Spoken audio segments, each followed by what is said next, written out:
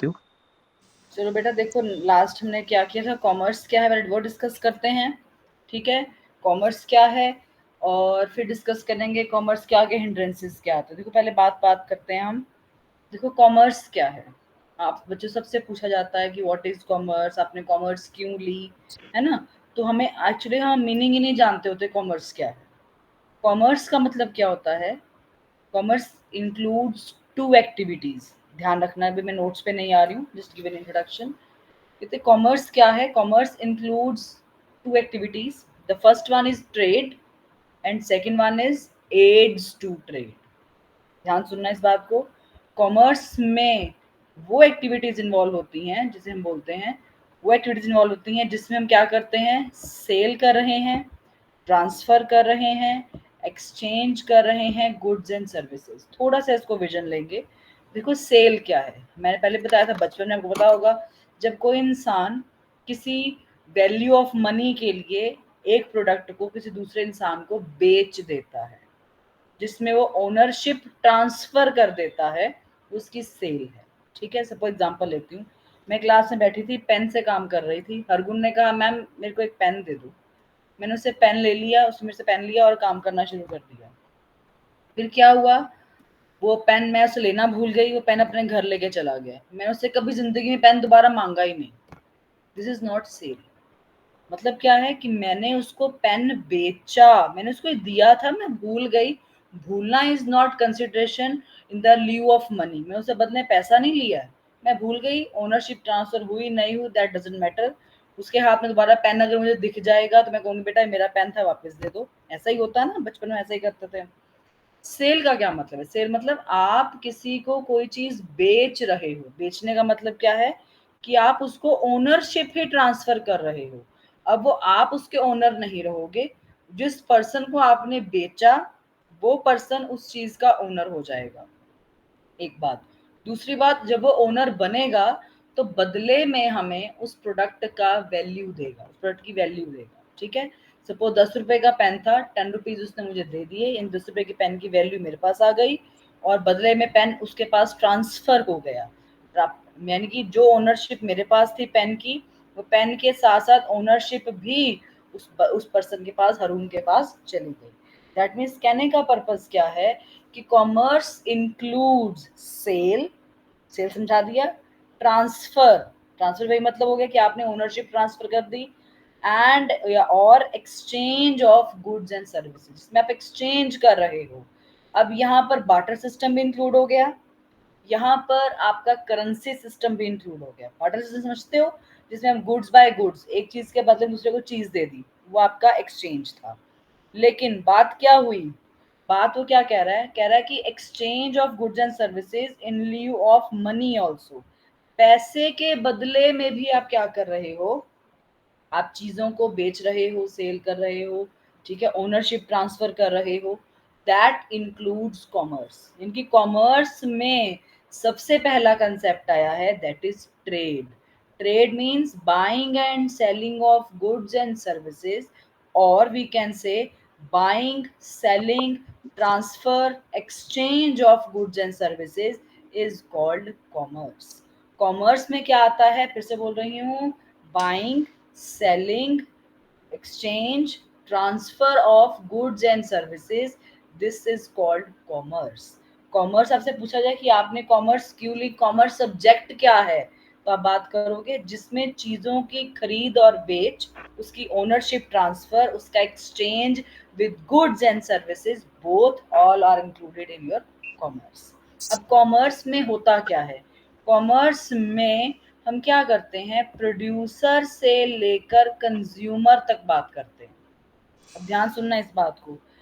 कई बार क्या होता है, कोई चीज हम डायरेक्ट प्रोड्यूसर से खरीदते हैं, कोई चीज हम डायरेक्ट किसी शॉपकीपर से खरीदते हैं, कोई चीज हम डायरेक्ट डीलर से खरीदते हैं। ठीक है, दैट कैन बी पॉसिबल। कहने का पर्पस क्या है कि जिसने किसी चीज को कन्वर्ट किया टू फिनिश गुड्स, कोई प्रोड्यूसर है, मैंने डायरेक्टली उससे चीज जाके खरीद ली। फॉर एग्जांपल लेती हूँ, मुझे कनक चाहिए थी, बीट चाहिए थी, मैं किसी गांव के आपके फार्मर के पास गई, मैंने कहा भैया मेरे को 100 क्विंटल वो मेरे को वीट दे दो। वो वीट के प्रोड्यूसर थे, उन्होंने मेरे से पैसे लिए, वीट का कट्टा मतलब वीट की बोरी मेरे को उठाकर उन्होंने मेरी गाड़ी में रख दी।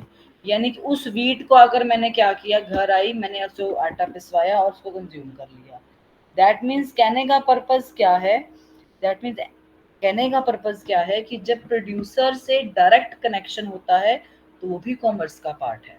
सपोज वही कनक का बोरा मैं लेकर आई थी, मैंने मेरी अपनी आटे की चक्की थी, मैंने उससे आटा पीसा और लोगों को आटा बेचना शुरू कर दिया। I am the person who are converting raw material into finish good. कनक से, वीट से मैं उसे आटे में कन्वर्ट कर रही हूँ, मैं आगे कंज्यूमर्स को दे रही हूँ, तो that is also part of commerce. यानी कि कॉमर्स में सिर्फ प्रोड्यूसर से ही नहीं लेना, जो डीलर्स हैं, जो रिटेलर्स हैं, जो होलसेलर्स हैं, उन सब के साथ भी डील करना, वो सारी ट्रांजैक्शंस क्या कहलाती हैं, आपका कॉमर्स।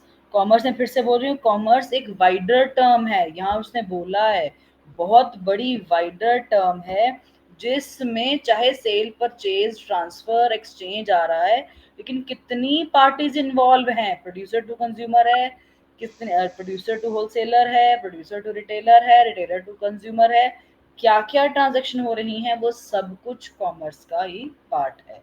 कॉमर्स चाहता क्या है, कॉमर्स का बेसिकली एम क्या है, कॉमर्स कहता है जो चीजें आप डिमांड कर रहे हो, ठीक है, आज चैप्टर आपने खत्म कर दिया डिमांड का, डिमांड आपको कंसेप्ट क्लियर हो गया होगा।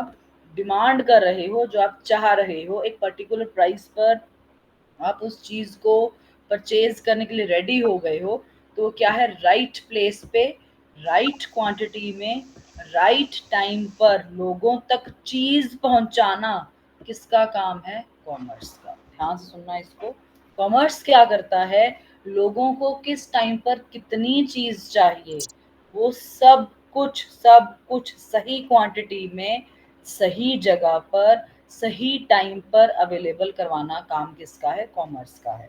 ध्यान सुनना मेरी बात को, मैं हमेशा एग्जांपल लेती हूँ, मुझे समर्स में कॉटन क्लोथ्स चाहिए, मुझे समर्स में एसी चाहिए, मुझे समर्स में रेफ्रिजरेटर चाहिए, तो मेरे को समर में चाहिए, तो मेरे को उसी टाइम पर अवेलेबल करवाना किसका काम है, कॉमर्स का काम है। ठीक है, एक बात ध्यान से सुनना, जो चीजें समर में चाहिए होती हैं ना, उनकी प्रोडक्शन विंटर्स में होती है। देखो, जो चीज समर में चाहिए, समर में उसको प्रोड्यूस करेंगे, तो हमारे पास पहुंचेगी कैसे, टाइमली नहीं पहुंच पाएगी ना। इनकी कॉमर्स क्या कहता है, कॉमर्स कहता है कि आप कोई भी चीज, किसी चीज की आप डिमांड कर रहे हो, तो उसको अवेलेबल उस टाइम पर करवाने से पहले आपके पास उस चीज की अवेलेबिलिटी उस टाइम पर होनी चाहिए। चलो एग्जांपल लेती हूँ, मैं एक रेफ्रिजरेटर या प्रोड्यूसिंग कंज्यूमर, सपोज मैं एलजी हूँ, एलजी के प्रोडक्ट्स आपके घर में बहुत सारे होंगे, ठीक है, मेरे पास एलजी का एसी है, एलजी का रेफ्रिजरेटर है, एलजी का मेरे पास माइक्रोवेव है, एलजी की वॉशिंग मशीन है, ठीक है, सब चीज़ें हैं, ठीक है, मैं वो मैन्युफैक्चरिंग कंसर्न एलजी हूँ। अब मुझे पता है कि अप्रैल टू अगस्त अप्रैल टू अगस्त लोगों की डिमांड फॉर एसी, लोगों की डिमांड फॉर रेफ्रिजरेटर, लोगों की डिमांड फॉर टॉवर कूलर्स, लोगों की डिमांड फॉर टॉवर एसीज बहुत ज़्यादा होगी। यानी कि उस टाइम पर मैं प्रोड्यूस नहीं कर सकती, मेरा काम क्या होगा, ऑलरेडी प्रोड्यूस प्रोडक्ट को सही टाइम पर पैक करके, सही क्वांटिटी में पैक करके लोगों तक सही टाइम पर पहुंचा के डिस्प्ले करा देना। ठीक है, अब मेरी बात सुनो, जब मैं इसको प्रोड्यूस ही अप्रैल में करूंगी, तो लोगों की डिमांड मैं अप्रैल टू अगस्त में कैसे कंप्लीट कर सकती हूँ, नहीं कर सकती ना। तो इससे मुझे क्या है, मैं अगस्त एंड से लेकर सितंबर, अक्टूबर, नवंबर, दिसंबर, जनवरी, फरवरी, मार्च तक, ये 7 मंथ्स मैं प्रोडक्शन करूंगी। अगर कोई नया प्रोडक्ट लॉन्च करना है, नई टेक्नोलॉजी लॉन्च करनी है, तो मैं सब कुछ एज प्रोड्यूसर सोचूंगी। यानी कि एज प्रोड्यूसर मुझे क्या करना है, सही चीज़ों को, गुड्स को राइट प्लेस, जहाँ जहाँ देश के जिस जिस कोने में वो चीज़ें चाहिए वो अवेलेबल करवाऊंगी, राइट क्वांटिटी, किस क्वांटिटी में होना चाहिए, और राइट टाइम पे।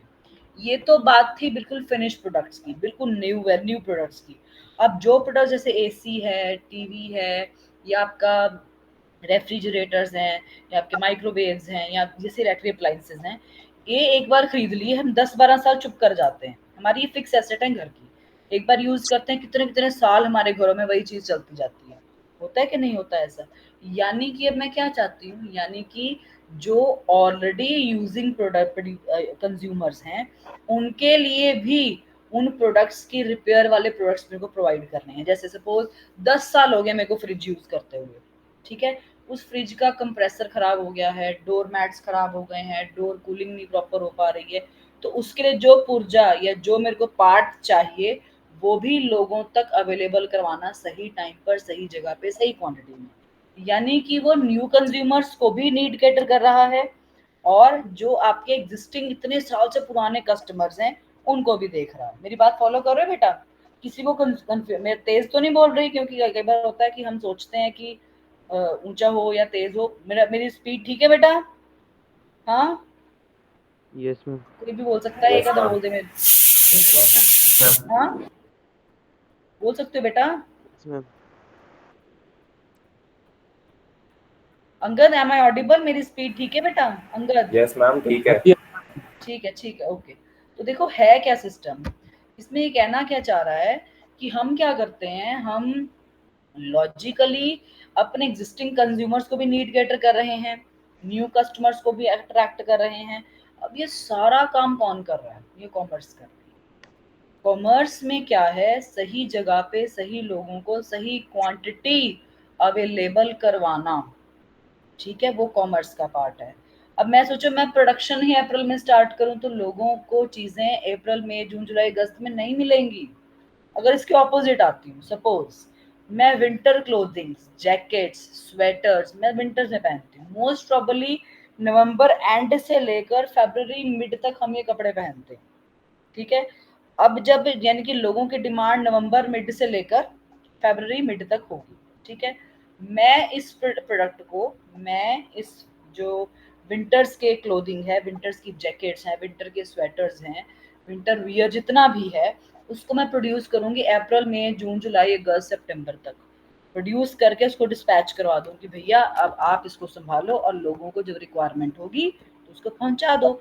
यानी कि कॉमर्स का एम क्या है, जो भी चीजें जिस भी मौसम में चाहिए, जिस भी वे में चाहिए, उसको राइट प्लेस राइट क्वांटिटी में सही टाइम पर लोगों को पहुंचा दिया जाए। अब मेरे से एक सवाल पूछा लास्ट ईयर, मैम ये तो ड्यूरेबल गुड्स थी, ये तो बड़ी पुरानी गुड्स थी जिनकी कंजम्पशन लगातार चलती रहती है। मैम कुछ गुड्स होती हैं पेरिशेबल, खराब, जल्दी खराब होने वाली, जैसे मैम सब्जियां, जैसे मैम फ्रूट। मैम ये कैसे चलता है काम? देखो सबको पता है, हम ये अज्यूम करते हैं कि अप्रैल एंड से या अप्रैल मिड से मैंगो आने शुरू हो जाते हैं और ये अगस्त मिड तक रहते हैं। समझते हो सारी मेरी बात को? अब मैम ये तो प्रोडक्शन हो गई, ये तो पेरिशेबल गुड्स हैं, हम मंडियों तक फ्रूट्स वेजिटेबल से कैसे पहुंचते हैं? देखो सिंपल सी बात है, हम हमेशा कहते हैं we should eat seasonal fruits and seasonal vegetables. हमारे कंट्री में या हम इंडियंस क्या सोचते हैं, कोई भी चीज जो खानी चाहिए वो सीजनल खानी चाहिए। सीजन मतलब जिस सीजन में प्रोड्यूस हुई, विद इन 2-3 डेज वो मार्केट में आ जाए, मार्केट मतलब मंडीज में आ जाए, मंडीज से हम जाकर उसको ले आए, ठीक है। मोस्ट प्रॉब्ली क्या होता है, लोग क्या, कभी देखा होगा आपने हमारी गली में जो सब्जी बेचने वाले आते हैं, वो क्या करते हैं, मॉर्निंग 26 की मंडी पहुंच जाते हैं, 5 बजे 4 बजे मंडी सब्जी सामान लेते हैं, फिर क्या करते हैं, सामान को बाइफरकेट करके अपनी रेडी पर या जहाँ पे आपकी फड़ी लगती है वहां बिठाएंगे, फिर सामान को बेचना शुरू कर देते हैं। यानी कि वहां पर जो टाइम है, वो जो राइट टाइम की पैसेज है, राइट टाइम का जो गैप है वो कम होगा। वहां पर प्रोडक्शन साथ होगी, साथ के साथ फील्ड से, खेतों से वो कटेगा, साथ के साथ लोगों पर के पास पहुंच जाएगा। समझ रहे हो बेटा मेरी बात को? यानी कि मेरा कहने का पर्पस क्या है, type of goods also matters, या सीजनल या कंज्यूमेबल गुड्स या वॉट एवर ड्यूरेबल गुड्स, वो मैटर करती हैं कि उनका टाइप ऑफ रिक्वायरमेंट टाइम क्या होगा, टाइम क्या है उनका, ठीक है। इसमें क्या होता है कि हम क्या करते हैं, चीज़ों को सही जगह पर सही टाइम पर पहुंचाने की हम कोशिश करते हैं। तो पेरिशेबल गुड्स थी। कुछ होती हैं सेमी ड्यूरेबल, जिनको थोड़ी देर तक हम संभाल के, कुछ महीनों तक संभाल कर या कुछ दिनों तक संभाल कर रख सकते हैं। जिसमें हमारा वीट, राइस, चाय पत्ती, चीनी, जो हमारे ग्रोसरी आइटम्स हैं, कुछ को संभाल सकते हैं, कुछ कुछ को हम क्या करते हैं, वैसे ही मैनेज कर सकते हैं। तो देखो है क्या, कहने का पर्पस क्या है कि जो भी हमारी गुड्स परचेज होती हैं, जो गुड्स मेंटेन होती हैं, उसका एक गैप टाइम है, और विद इन गैप टाइम ही हमें लोगों की नीड को सेटिस्फाई करना है, लोगों की डिमांड को पूरा करना है। तो क्या हुआ, कॉमर्स क्या करती है, चाहे वो कैसी भी गुड्स हो, चाहे वो राइट, उसको किस तरह से राइट टाइम में, राइट क्वांटिटी में, राइट प्लेस पे लोगों तक पहुंचाना है, ये सारा काम कौन करता है, आपका कॉमर्स। ठीक है, क्लैरिफाइड हुआ व्हाट इज कॉमर्स। कहते कॉमर्स क्या करता है, बहुत सारे हमारे फ्री और स्मूथ एक्सचेंज लेकर आता है, बहुत सारी रुकावटें, हिंड्रेंसेस, ऑब्स्टेकल्स को, जो एक्सचेंज के वे में आती हैं, उस ऑब्स्टेकल्स को वो रिमूव करता है। उसके लिए बहुत सारी एक्टिविटीज हैं, आपने उनका नाम भी सुना होगा बचपन में, लेकिन उन नामों को मैं एलेबोरेट करूंगी, व्हाट इज दैट। अब ये तो था ट्रेड, और मैंने कॉमर्स में बात करी थी एड्स टू ट्रेड, ट्रेड को हेल्प करने वाली एक्टिविटीज। पहली क्या है, पहली एक्टिविटी है आपकी, सबसे पहली एक्टिविटी है जिसमें हम बात करते हैं, पहला हिंड्रेंस है, कहते फंक्शंस क्या है। फंक्शन क्या करता है, जो आपका कॉमर्स क्या करता है, पहले फंक्शन है उसका, जितने भी हिंड्रेंसेस हैं in the way of exchange of goods and services, उन सारे हिंड्रेंसेस, ऑब्स्टेकल्स को रोकना, यानी कि रिमूव करना। कोशिश रिमूव की होती है, कोशिश यही होती है रिमूव हो जाए, मैक्सिमम अमाउंट तक हम रिमूव भी कर लेते हैं, लेकिन देखो फ्यूचर इज अनसर्टेन, हम सोचते कुछ है, होता कुछ है, तो वो दैट इज द एक्सेप्शंस, वो रहेंगी। लेकिन as commerce people, as trader, as purchaser, as seller, हम ये कोशिश करते हैं कि हिंड्रेंसेस ये रिमूव हो जाएं। पहला हिंड्रेंस है, पहली रुकावट है, that is hindrance of person. यहाँ पर्सन्स की रुकावट, फ्रॉम पर्सन ऑब्स्टेकल कैसे बनते हैं। कई बार क्या होता है कि हम कोई चीज, हमने लुधियाना में से विंटर्स वियर बनता है, लुधियाना में प्रोड्यूस वहां हो रहा है, लेकिन नॉर्थ इंडिया पूरा, ठीक है, वो सर जहाँ विंटर्स पड़ती है वहां धड़ल्ले से यूटिलाइज होता है, हाँ आपको फटाफट विंटर का सामान मंगवाया जाए। यानी कि कहाँ प्रोड्यूस हो रहा है, कितने लोग किस क्वांटिटी में प्रोड्यूस कर रहे हैं, किस रेट पे प्रोड्यूस कर रहे हैं, लोगों का वहां कांटेक्ट नहीं होता, लैक ऑफ कांटेक्ट है। अब मैं यहाँ चंडीगढ़ या पंचकुला बैठी हूँ, मुझे नहीं पता लुधियाना में कितने लोग हैं जो इस चीज को प्रोड्यूस कर रहे होंगे। तो मुझे हिंड्रेंस ऑफ पर्सन है, वो कैसे रिमूव होगा, थ्रू कम्युनिकेशन। जितना प्रोड्यूसर्स और कंज्यूमर्स के बीच में कम्युनिकेशन होगा, वो बेटर रहेगा, क्योंकि कम्युनिकेशन के थ्रू ही पता चलेगा कि हम अपने चीज़ों को पूरे वर्ल्ड वाइड कहाँ कहाँ पहुंचा सकते हैं। एक बार मैं सिंपल से बात कह दूं आपको, आगे जमाने में कम्युनिकेशन क्या होता था, लोग चिट्ठी पत्र लिखते थे, लैंडलाइंस होते थे, बड़े बड़े बिल आते थे। अब तो काम ही खत्म हो गया है। अब क्या है, आप 2-3 हज़ार रुपए साल का भरते हो, आपको full fledge unlimited calls free हो जाती है। ठीक है, ये कम्युनिकेशन है। थ्रू इंटरनेट कॉल कर रहे हो, डाटा सर्विसेज आपको मिल रही हैं, या आपको टॉकिंग सर्विस जैसे ऐप के थ्रू कॉल, व्हाट्सएप के थ्रू कॉल कर रहे हो, इंस्टाग्राम के थ्रू कॉल कर, वीडियो कॉल्स हो रही है, प्रोडक्ट को देख सकते हो आप। इनकी कम्युनिकेशन के थ्रू वो जितने भी आपके कॉमर्स के हिंड्रेंसेस हैं उसको रिमूव किया जाता है।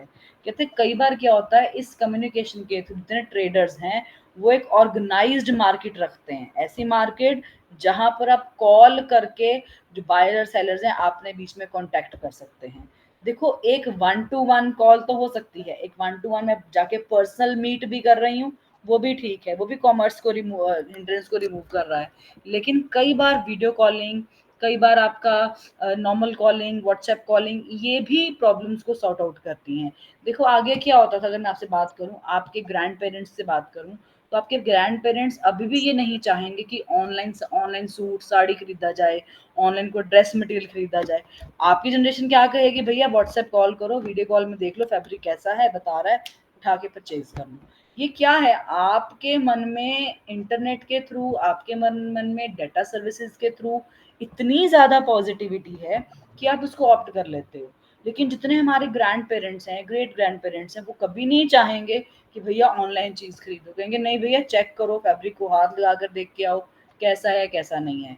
हाँ, लेकिन कम्युनिकेशन के थ्रू आप क्या करते हो, आप लोगों के साथ कॉन्टैक्ट बनाते हो। वो कॉन्टैक्ट बनने से क्या हुआ है, एक तो आपका हिंड्रेंस ऑफ पर्सन, एक पर्सन दिल्ली बैठा है, एक पर्सन चेन्नई बैठा है, दोनों के बीच में ऑर्डर की प्लेसमेंट हो सकती है through internet, through video calling. आप बात करके दिल्ली वाला पर्सन चेन्नई वाले पर्सन को सामान भेज सकता है। इनकी अर्लियर ऐसा नहीं होता था। कॉमर्स का सबसे इंपॉर्टेंट पार्ट जो कम्युनिकेशन है, इसके थ्रू भी हिंड्रेंस ऑफ पर्सन क्या है, वो रिमूव हो गया है। नेक्स्ट हिंड्रेंस है हिंड्रेंस ऑफ प्लेस।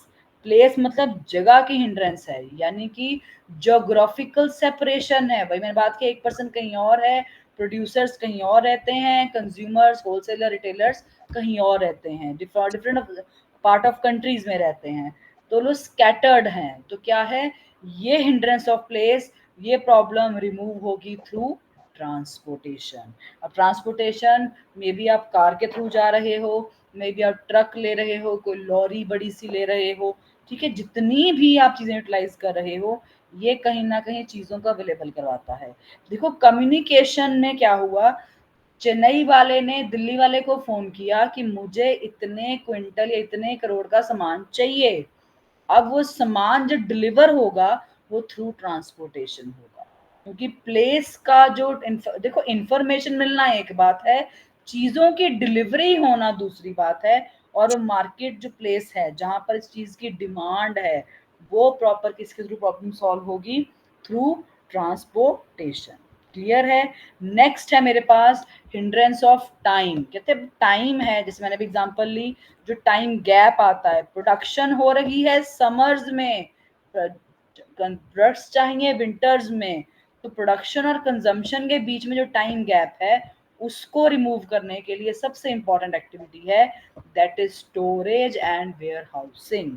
जैसे सपोज क्या हुआ, मैंने अप्रैल में सामान बनाया, मई में सामान बनाया, जून में सामान बनाया, वो सामान मैंने स्टोर करके वेयर हाउस में रख लिया। अब वेयर हाउस में रखना कैसे है, जिस तरह की कंडीशंस उस प्रोडक्ट को चाहिए, रैट किल डालना है, चूहे कीड़ियों से बचाना है, एटमॉस्फेयर कैसा देना है, कितने डिग्री टेम्परेचर होना चाहिए, वो सारा मैंने उसको वेयर हाउस में, स्टोरेज में, आपके वेयर हाउस में दे दिया है।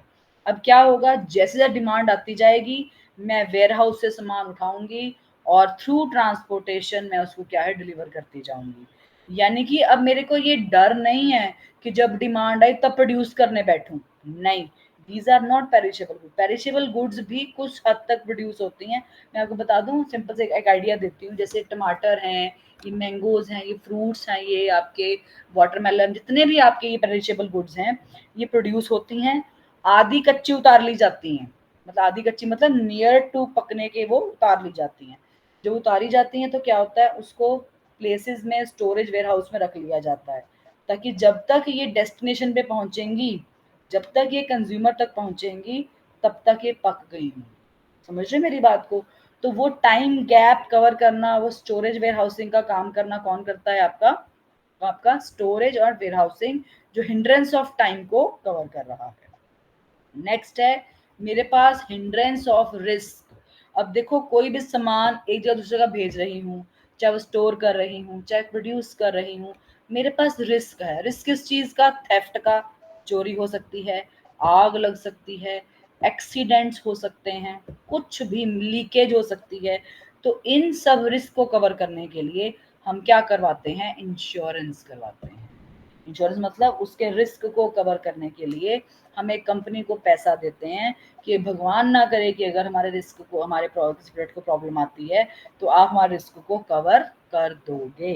तो ये रिस्क क्या है, ये इंश्योरेंस कंपनीज कवर करती हैं।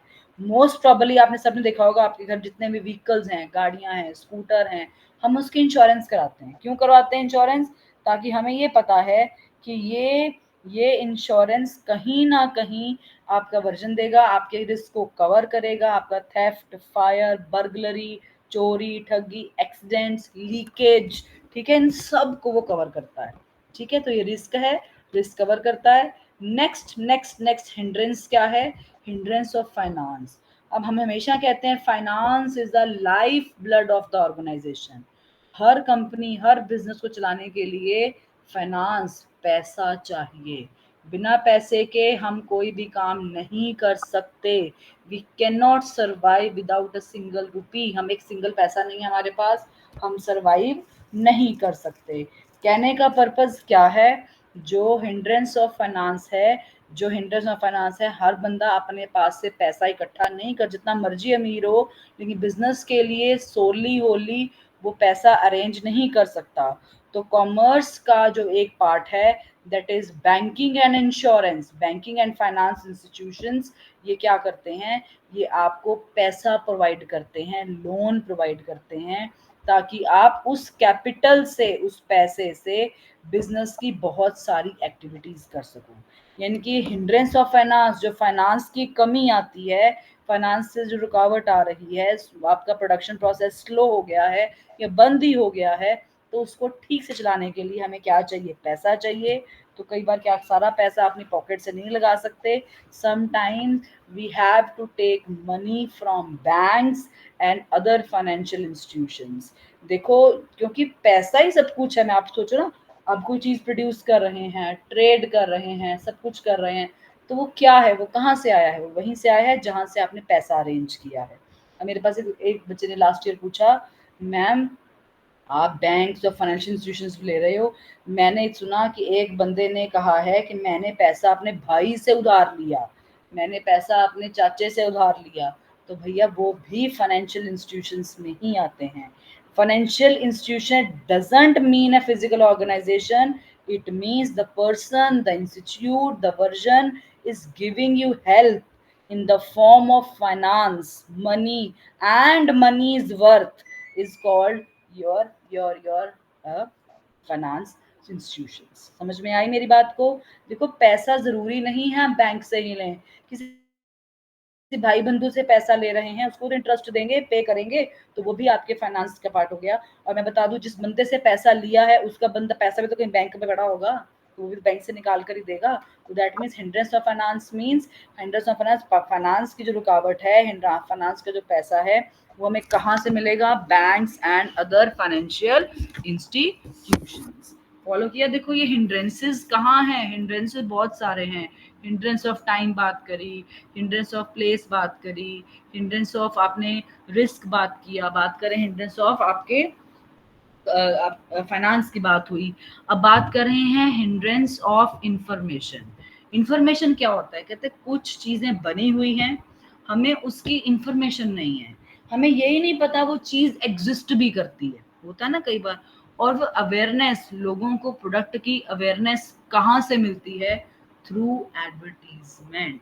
अब एडवर्टीजमेंट जरूरी नहीं है कि वो टीवी पर हो, बड़े बड़े टेम्पलेट वगैरह, बड़े बड़े होर्डिंग्स लगाकर सड़क पे लगा रखे हो, पैम्फलेट्स आपके घर में आते हैं, ठीक है, किसी शॉप पे जाते हैं, पैम्फलेट्स ऊपर से नीचे लटक रहे होते हैं, ठीक है, बड़े बड़े बैनर्स लगते हैं, तो वो भी चीजें क्या है? लोगों को इन्फॉर्म करती हैं। कंपनी ने कोई भी प्रोडक्ट लॉन्च करना होता है, वो सबसे पहले लोगों तक इंफॉर्मेशन प्रोवाइड करते हैं। और इंफॉर्मेशन कौन प्रोवाइड करता है? That is your advertisement. Advertisement possible mostly कहाँ होती है? कि जो प्रोड्यूसर्स और ट्रेडर्स के थ्रू वो कंज्यूमर को इन्फॉर्म किया जाता है कि such and such product launch हुआ है, इसके ये फीचर्स। मैंने एग्जांपल पहले भी ली थी, चॉकलेट्स तो पहले बहुत सारी आ रही थी, लेकिन जो सिल्क की एड थी, हमने सबने सिल्क खाई है, हमने कोई मुंह लपेट के नहीं खाई, हम यही बोलते हैं ना कि सिल्क की एड थी। सिल्क की एड को लोगों ने देखा, उस एड में इतना बता दिया कि एक तो लेस शुगरी है, इसमें क्रीमी टेक्सचर ज्यादा है, लोगों के मुंह लिबड़ रहे हैं, मतलब दैट डिपेंड्स, अब खाने वाले पे डिपेंड कर। लेकिन लोगों के माइंड में उस चॉकलेट की स्मूथनेस, उस चॉकलेट का टेक्सचर दिखाने के लिए क्या किया जाता है? एडवर्टीजमेंट के थ्रू लोगों के ब्रेन तक स्ट्राइक किया जाता है। ठीक है, ऐसी एडवर्टीजमेंट दो कि लोगों का ब्रेन बार बार उनके हार्ट को कहे कि go and purchase that product, go and purchase that product. तो ये एडवर्टीजमेंट करती है। यानी कि कॉमर्स में buying and selling of goods के साथ साथ क्या क्या है, जितने भी एक्टिविटीज हैं, कौन कौन सी एक्टिविटीज, मैं फिर से रिवाइंड कर दूं, आपकी कम्युनिकेशन, फिर आपका ट्रांसपोर्टेशन, ठीक है, पहली बात करें आपकी, ये है आपकी कम्युनिकेशन, फिर है आपका ट्रांसपोर्टेशन, फिर है आपका storage and warehousing, insurance, banking and financial institutions, ठीक है, फिर आपका एडवर्टीजमेंट। ये आपकी 6 एक्टिविटीज हैं। ये भी आपके बैंक को क्या करती हैं, आपके कॉमर्स के प्रोसेस को हेल्प कर रही हैं। देखो, कॉमर्स का मतलब सिर्फ सिर्फ सिर्फ सिर्फ सिर्फ ट्रेड नहीं है। कॉमर्स का मतलब है एड्स टू ट्रेड, ट्रेड में हेल्प करना भी कॉमर्स का एक पार्ट है। फॉलो किया बेटा मेरी बात को, क्योंकि इस पे डायरेक्ट 6 मार्कर क्वेश्चन भी आता है, इस पे केस स्टडीज भी आती हैं, इस पे एजर्शन रीजन भी आता है। जब आप कर लोगे ना बेटा, चैप्टर हो जाएगा, तो मैं बताऊंगी पेपर को अटेम्प्ट कैसे करना है, क्योंकि जो 10th वाला हिसाब था ना, वैसे पेपर अटेम्प्ट नहीं होता। हमें पेपर को अटेम्प्ट करने के लिए अच्छे से उसको मैनेज करना पड़ेगा, किस तरह से किस कंटेंट में हमने उसको लिखना है, ठीक है। ये 6 एक्टिविटीज हैं। ये पता क्वेश्चन कैसे आ सकता है, वो डायरेक्ट भी पूछ सकते हैं, what are the different activities that relevant to aids to trade, trade में हेल्प करने वाली, या वो प्रोडक्ट 1 मार्कर क्वेश्चन पुट कर सकते हैं, हिंड्रेंस ऑफ रिस्क को कवर करने के लिए क्या लोगे, हम कहेंगे इंश्योरेंस, ऑप्शन टिक हो जाएगी। हिंड्रेंस ऑफ फाइनेंस को क्या ठीक करोगे, that is banking and finance, वो टिक हो जाएगा। देखो, डिपेंड करता है क्वेश्चन को पूछा कैसे गया है। मैंने आपको टॉपिक करा दिया, इसमें बहुत सारे क्वेश्चंस बनेंगे जिसको हम डील करेंगे, ठीक है। ये तो था आपका कॉमर्स का version, that is trade and aids to trade. अब बात करेंगे ब्रांचेस ऑफ कॉमर्स, मैंने एक्सप्लेन किया। देखो, commerce includes 2 types of activities. The first one is your trade and second one is aids और ऑक्सिलरी टू ट्रेड। मतलब जिसमें trade means buying and selling of goods are called trade, और aids to trade क्या होता है, वो activities that require to facilitate the the purchase and sale of goods are called your auxiliary or aids to trade। बात समझ में आई। Trade में हम क्या लेते हैं कि हम buying and selling of goods तो कर रहे हैं, लेकिन with the aim of your earning profits, पैसा कमाने के लिए कर रहे हैं। हम हर चीज इकोनॉमिक एक्टिविटी कर रहे हैं, हर चीज में परचेज एंड सेल कर रहे हैं, लेकिन हमारा मोटिव होना चाहिए प्रॉफिट। मोटिव होना चाहिए पैसा, प्रॉफिट आए ना आए, दैट इज आर एफर्ट और लक, बट हमारा मेन कंसिडरेशन होना चाहिए that is profit and profit. Profit and profit के बेसिस पर ही आपका ये चीज चलेगी। देखो, हमेशा जो ट्रेड है, ट्रेड में हम क्या करते हैं, ओनरशिप को ट्रांसफर कर रहे हैं। जरूरी नहीं है गुड्स हो, इसमें फिर से रिपीट कर दूं, इसमें सर्विसेज भी होंगी, जिसमें हम लोगों को अपनी गुड्स बेच रहे हैं, अपनी सर्विसेज भी बेच रहे हैं, ठीक है। जैसे आप इंस्टीट्यूट आते हो, इंस्टीट्यूट में आपको हम क्या कर रहे हैं, अपनी टीचिंग स्किल्स के थ्रू आपको कंसेप्ट क्लियर कर रहे हैं, और कंसेप्ट जो मैं मुंह से बोल रही हूँ या सर मुंह से बोल रहे हैं, आप उन वर्ड्स को पकड़ नहीं सकते, लेकिन still you are learning that thing, तो वो भी सिस्टम आता है। देखो, हमेशा जितने भी ट्रेड होते हैं, हम हमेशा क्या करते हैं, कोशिश करते हैं उन हिंड्रेंसेस को दूर करें। अब हिंड्रेंसेस कौन से हुए, वही बात फिर से कर रही हूँ, hindrance of person, hindrance of place, hindrance of time, hindrance of risk, hindrance of finance and hindrance of information.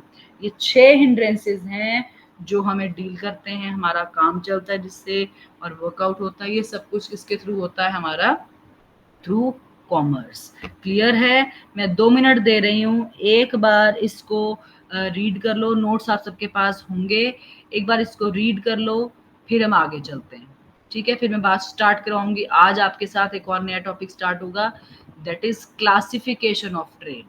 Trade किस तरह से क्लासिफाई किया जाता है, ठीक है, ये भी आज करेंगे। हो सकता है कोशिश हो कि मैं फर्स्ट आपका कर दूं इंटरनल ट्रेड, ठीक है, बाकी हम नेक्स्ट चलेंगे। पहले अभी एक बार ये रीड कर लो, यहां तक किसी को कोई प्रॉब्लम हो, please go for the discussion, आप मेरे से पूछ सकते हैं, ठीक है बेटा, एक बार देख लो, फिर हम आगे चलते हैं।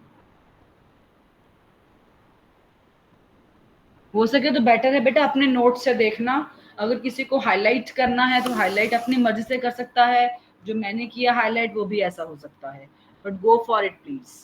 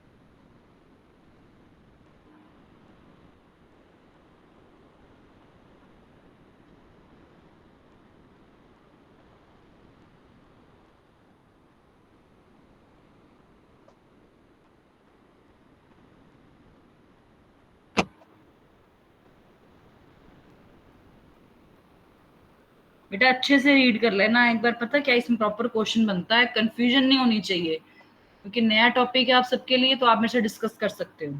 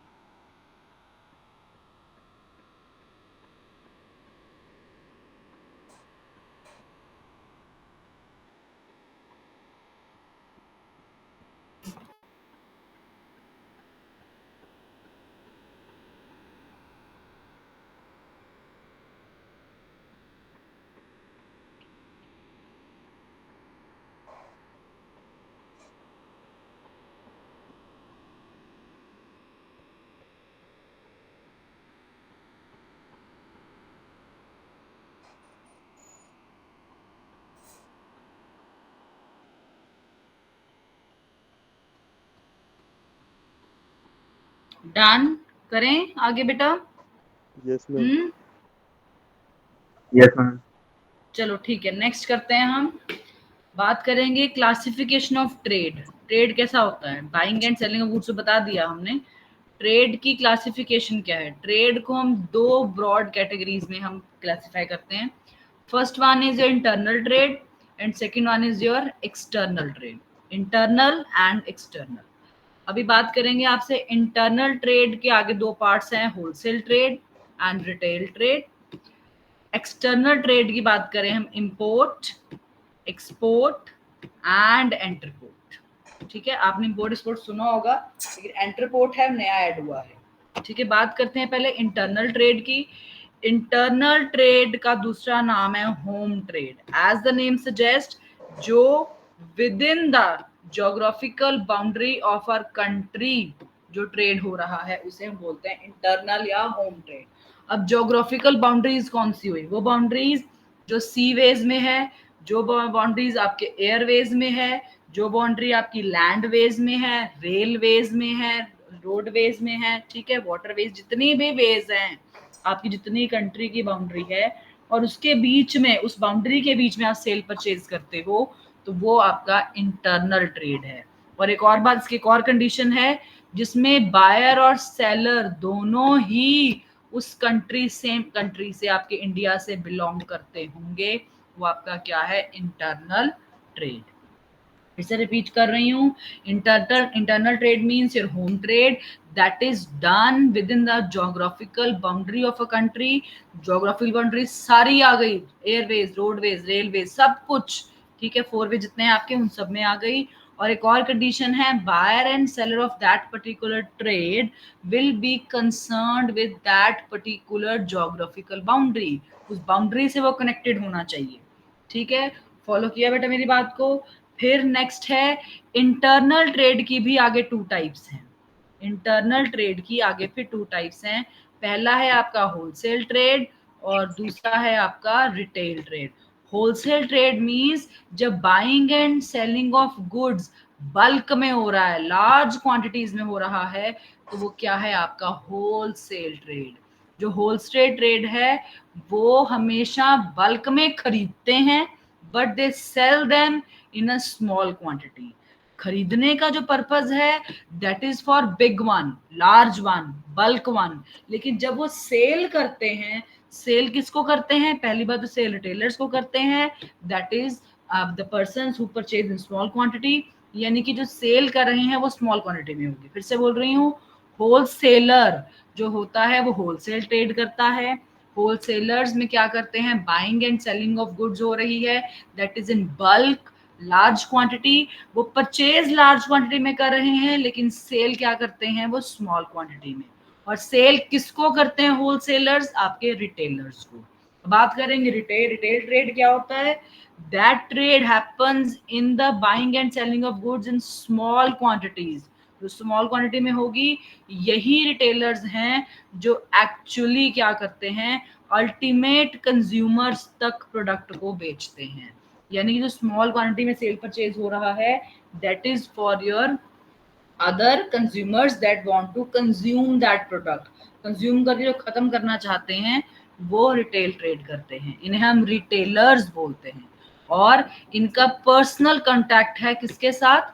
इनका अल्टीमेट पर्सनल कांटेक्ट किसके साथ है? आपके एक्चुअल कंज्यूमर्स और एक्चुअल बायर्स के साथ है। फिर से बोल रही हूँ, internal trade is a home trade that is done or happen within the geographical boundary of the country, and both buyers and sellers should relate to that particular geographical boundary. And this divides into two types. दो types में होते हैं, एक होता है आपका wholesale trade and another one is your retail trade. Wholesale trade means buying and selling of goods in bulk quantity, but they sell to retailers in small quantity. On the other hand, retailers क्या होते हैं?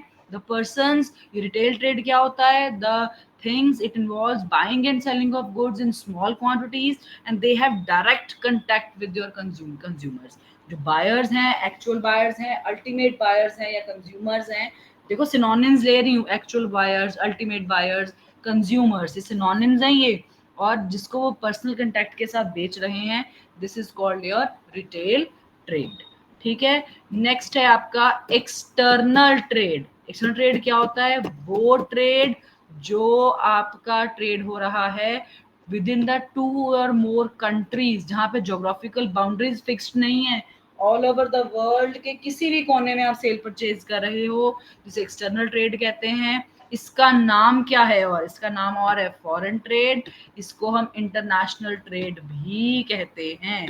और external trade की आगे 3 types हैं, 3 types हैं आपकी। पहली है आपकी इंपोर्ट ट्रेड, से इंपोर्ट बोलते हैं। दूसरा है आपका एक्सपोर्ट। तीसरा है आपका एंटरपोर्ट। ध्यान रखना, इंपोर्ट मींस जब आप किसी फॉरेन कंट्री से गुड्स को परचेज करते हो तो वो इंपोर्ट है। आपकी कंट्री में इन हुई है तो वो इंपोर्ट है। यानी कि आपने कोई सामान यूएस से मंगवाया है तो इंपोर्ट है, चाइना से मंगवाया है तो इंपोर्ट है। एक्सपोर्ट क्या होता है? जब आप सेल ऑफ गुड्स कर रहे हो to foreign country, this is called export. आपने कोई चीज जापान भेजी है, जापान सेल की है, आपके मसालाज बाहर गए हैं, कैश्यूज, आपके ड्राई फ्रूट्स बाहर गए हैं, तो एक्सपोर्ट है। एंटरपोर्ट क्या होता है? ध्यान से सुनना इसको, इससे बहुत बड़ी केस स्टडी आती है। एंटरपोर्ट क्या है? जब हम किसी एक कंट्री से इंपोर्ट करके दूसरी कंट्रीज को एक्सपोर्ट कर देते हैं, वो आपका एंटरपोर्ट है। ध्यान से सुनना, हमारी टर्म्स पाकिस्तान से नहीं है, लेकिन सेंधा नमक हमारा कहाँ से आता है? पाकिस्तान से आता है। हम क्या करते हैं? हम सेंधा नमक परचेज करते हैं दुबई से। हम सेंधा नमक परचेज करते हैं आपके ईरानी कंट्री से, अरेबिक कंट्री से। वो क्या करते हैं? वो पाकिस्तान से परचेज करते हैं और हमें आके बेच देते हैं, क्योंकि हमने डायरेक्ट कांटेक्ट पाकिस्तान से नहीं बनाया है, इसलिए एंटरपोर्ट है। यानी कि सपोज पाकिस्तान ने हमारी कोई चीज परचेज करनी है, इंडियन प्रोडक्ट कोई परचेज करना है, तो वो क्या करते हैं?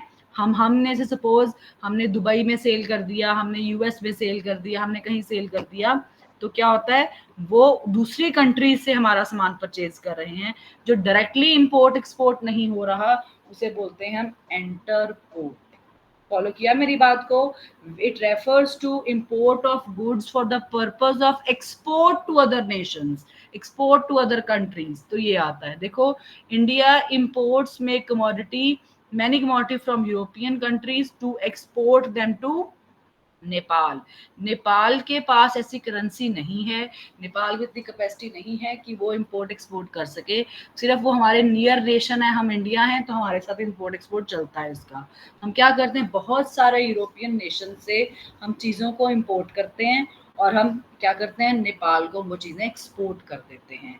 यानी एक से इंपोर्ट करके किसी अदर नेशन को एक्सपोर्ट कर दिया, एक से एक्सपोर्ट करके अदर नेशन को इंपोर्ट कर दिया, तो वो चीज़ें क्या कहलाती हैं? एंटरपोर्ट। जहां डायरेक्ट इंपोर्ट एक्सपोर्ट नहीं हो सकता, वहां पर एंटरपोर्ट वर्क करता है।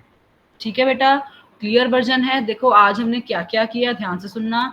आज मैंने आपको कॉमर्स के बारे में बताया, trade and aids to trade के बारे में बताया, फिर मैंने आपको बताया हिंड्रेंसेस को रिमूव कैसे करना है, हिंड्रेंसेस वाला क्वेश्चन डायरेक्ट कैसे आ सकता है। फिर मैंने बात करी ट्रेड की, ठीक है, क्लासिफिकेशन ऑफ ट्रेड की, ट्रेड कैसे क्लासिफाई हो रहा है, इंटरनल ट्रेड क्या है, एक्सटर्नल ट्रेड क्या है, wholesale trade, retail trade, import trade, export trade, entrepot trade. हमने बहुत सारे टॉपिक्स कर लिए हैं, आज के लिए इतना काफ़ी है। बाकी हम नेक्स्ट क्लास मिलते हैं, देखते हैं फिर। ठीक है बेटा, आज के लिए इतना काफ़ी है। Now you can leave the class. Thank you बेटा।